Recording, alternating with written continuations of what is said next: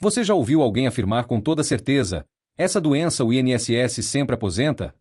Se você já escutou isso, precisa ter muito cuidado. Essa frase é uma meia-verdade. E meia-verdade, quando se trata de benefício previdenciário, pode custar anos de sofrimento e várias negativas.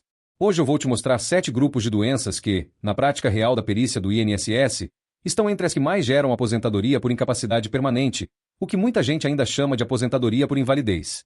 Mas já começo deixando claro, não é promessa, não é garantia e não é lista mágica. É a realidade que acontece no dia a dia das agências. E antes de continuar, eu quero te fazer uma pergunta muito importante. Você conhece alguém que já teve o benefício negado mesmo tendo uma doença grave? Escreve aqui nos comentários: já foi negado ou ainda vou tentar. Eu quero saber em que situação você está, porque o que eu vou explicar aqui pode mudar completamente a forma como você enxerga a perícia. Muita gente fazendo a lista genérica com 10, 12, 15 doenças.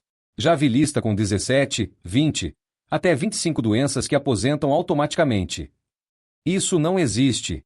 O INSS não aposenta pela doença. O INSS aposenta pela incapacidade total e permanente para o trabalho. E essa diferença é o que separa quem consegue o benefício de quem recebe em deferimento. Presta atenção nisso. 2 pessoas com a mesma doença podem ter decisões completamente diferentes. O que é avaliado na perícia? Gravidade da doença, evolução ao longo do tempo, resposta ao tratamento, idade do segurado, profissão exercida e principalmente a documentação médica. Não basta ter o diagnóstico, é preciso comprovar a limitação funcional. Eu sempre uso um exemplo para deixar isso muito claro. Imagine 2 segurados que trabalham na mesma empresa de transporte. Os 2 têm epilepsia. Um é cobrador e o outro é motorista. Os 2 entram com pedido de aposentadoria por incapacidade permanente no INSS. Quem tem mais chance de ser aposentado primeiro? O motorista. E não é porque a doença dele é mais grave. É porque a atividade profissional dele envolve risco direto à vida dele, dos passageiros e de terceiros. Uma crise epilética sentado no banco do cobrador é diferente de uma crise epilética ao volante de um ônibus. O CID pode ser o mesmo, o tratamento pode ser o mesmo, mas a incapacidade não é a mesma. Por isso, quando alguém pergunta essa doença aposenta, a resposta correta é: depende. Depende da sua idade, da sua profissão, da evolução da doença e da incapacidade que ela gera. Não é só o que você tem, é o que você faz e se consegue continuar fazendo com segurança e previsibilidade. Agora sim, vamos aos grupos de doenças que, na prática da perícia, mais acabam levando à aposentadoria. O primeiro grupo é o dos transtornos mentais graves. E aqui eu faço questão de reforçar a palavra graves. Não estou falando de tristeza passageira, nem de um quadro leve tratado por pouco tempo. Estou falando de depressão grave recorrente, transtorno bipolar descompensado e esquizofrenia. Esses diagnósticos estão entre os que mais geram afastamento pelo INSS, tanto auxílio por incapacidade temporária quanto aposentadoria por incapacidade permanente. O que pesa aqui não é apenas o nome da doença. O que pesa é a cronicidade e a falha no tratamento. Quando a pessoa faz acompanhamento psiquiátrico há muitos anos, usa medicação contínua, já teve tentativas de ajuste de remédio, já passou por internações e mesmo assim não consegue manter rotina laboral, o cenário muda completamente. Existem casos de pessoas que se tratam há 15, 20 anos e não conseguem estabilidade suficiente para trabalhar com regularidade. Mas existe um erro muito comum que derruba muitos pedidos nesse grupo. Durante a perícia, o segurado diz: eu tenho dias bons e dias ruins. Isso é uma característica real de muitos transtornos, principalmente do transtorno bipolar. Só que a perícia avalia a incapacidade. Se você afirma que em alguns dias consegue funcionar normalmente, isso pode ser interpretado como capacidade laboral parcial. E muitas vezes isso leva ao indeferimento. Não é para mentir. Nunca é para mentir. Mas é preciso entender que a perícia é uma avaliação técnica. O perito não está ali como amigo ou inimigo. Ele é um servidor avaliando capacidade de trabalho.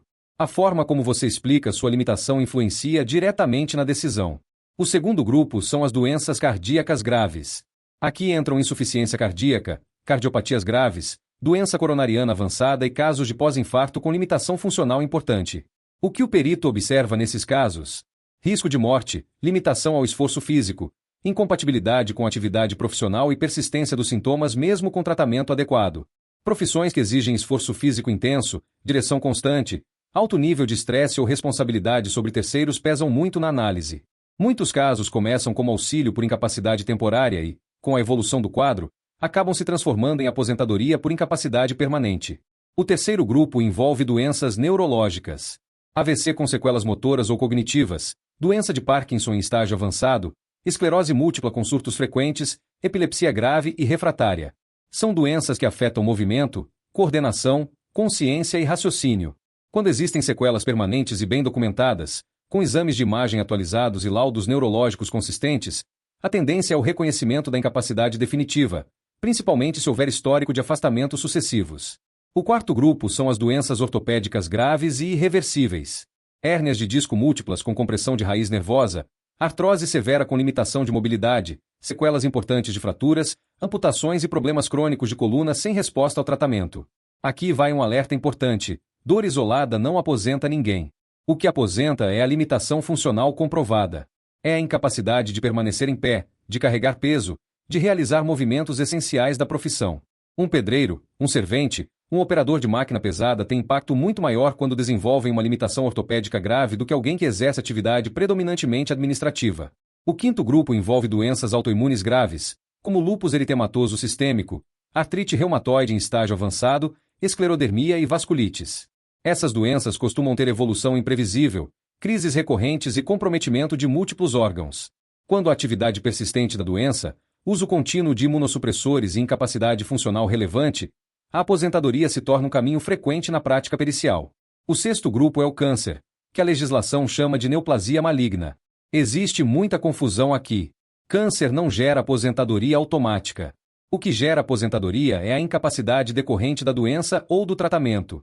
Em casos de doença avançada, metástase, tratamentos agressivos como quimioterapia e radioterapia com efeitos colaterais intensos ou sequelas permanentes, a incapacidade costuma ser reconhecida. Muitos segurados começam recebendo benefício temporário e, conforme a evolução clínica, passam para a aposentadoria. Tudo depende do tipo de câncer, do estágio, da resposta ao tratamento e das sequelas deixadas. O sétimo grupo são as doenças pulmonares graves, como pouca avançada, fibrose pulmonar e asma grave de difícil controle. Quando a pessoa apresenta falta de ar aos mínimos esforços, depende de oxigênio ou não tolera atividade laboral regular, a perícia tende a reconhecer incapacidade permanente, principalmente em profissões que exigem esforço físico ou exposição a poeira e produtos químicos. E agora eu preciso falar do maior erro que faz muita gente perder o benefício, mesmo tendo uma dessas doenças. O maior erro na perícia não é o diagnóstico, é o discurso. Frases como "se precisar eu faço", "às vezes eu consigo trabalhar", "quando dá eu ajudo" podem ser interpretadas como demonstração de capacidade laboral. A perícia não é uma conversa informal. Cada palavra importa. A perícia é técnica. Ela não funciona com base em pena, nem em boa vontade. Ela funciona com base em critérios objetivos.